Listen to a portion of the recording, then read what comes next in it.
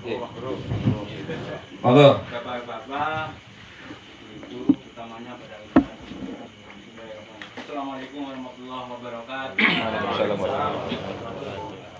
Malam ini bagi kami luar biasa, karena mengingatkan baik bukan hanya pada pengantin muda, sekaligus pengantin tua. Hal yang tadi disampaikan di masyarakat kita memang karena memang peluang untuk keluar negeri apalagi untuk tenaga kerja itu banyak diperlukan perempuan, maka banyak terjadi perempuan-perempuan itu menjadi TKW.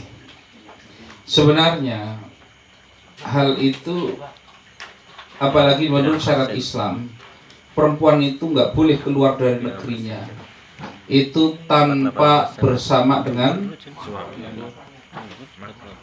bisa dengan suaminya atau dengan saudara laki-lakinya, dengan ayahnya, itu nggak boleh. Ini kalau kita pegang syarat Islam, jadi tidak boleh keluar dari negerinya kok dia itu sendirian. Negeri itu bukan cuma negara itu. Misalkan ke Jakarta, itu sudah namanya sudah keluar negeri menurut syariat gitu. Menurut syariatnya, ya kita tinggal di Kebumen ya negeri kita Kebumen itu maksudnya. Maka dia dengan muhrimnya itu dia harus dengan didampingi oleh orang-orang di sekitarnya. Jadi nggak boleh dia itu keluar sendiri.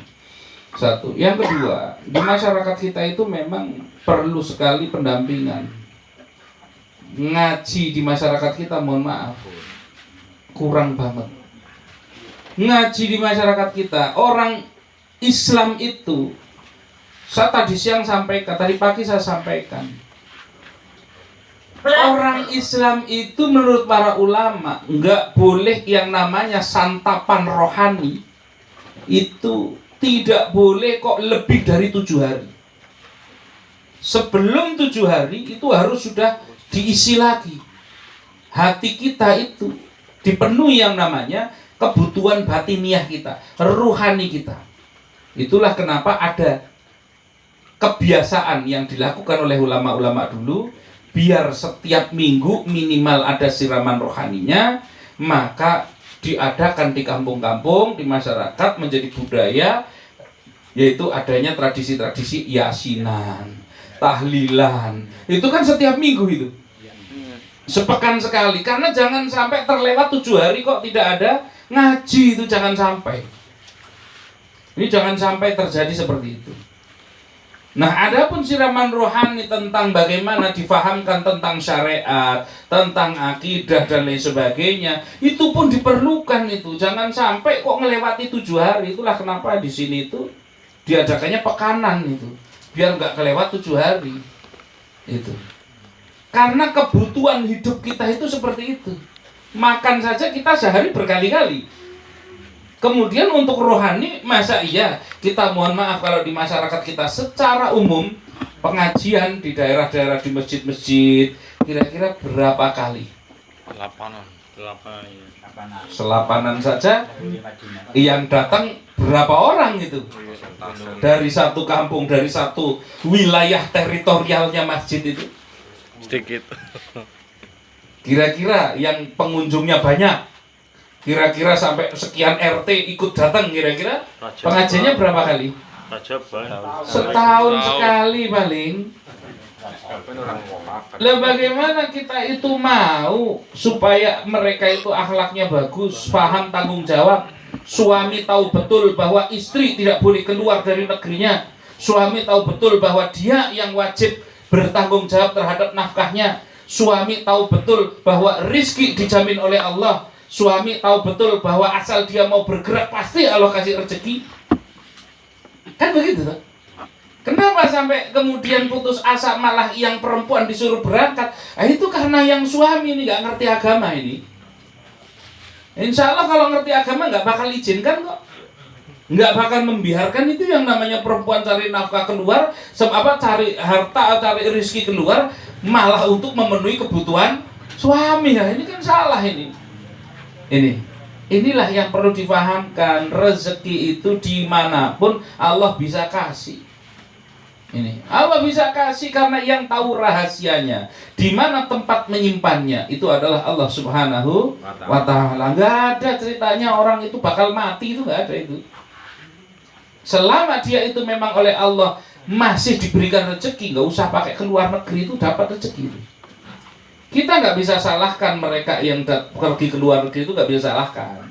Ini yang lagi dibahas suaminya ini, bukan perempuannya ini. Ini kalau perempuan sudah berkorban ini. Sudahlah dia itu kerja di luar negeri, capek-capek kirim ke Indonesia, malah dipakai buat suaminya. Itu kan kebalik ini. Yang harusnya memberikan nafkah siapa? Suami. Jangan kebolak-balik. Oh ini ikhlas kok, nggak apa-apa, ini kita sudah kesepakatan. Dosa. Karena yang harus ditaati dulu adalah aturannya Allah. Dosa itu. Nggak bisa. Sunatullahnya dibolak-balik nggak bisa. Nah, udahlah, yang memenuhi kebutuhan istrinya semua, suaminya nganggur, nggak boleh yang seperti itu. Ini ya, ini harus difahamkan betul. Jangankan buat kerja, ke luar negeri saja nggak boleh perempuan itu sendiri. Apalagi ini mau menjadi misalkan, mohon maaf itu PKW misalkan, kerja di keluarganya orang asing yang kita nggak tahu jangan-jangan di sana bagaimana kehidupannya. Ini nggak boleh, suami-suami melepaskan istrinya begitu, nggak boleh. Ini.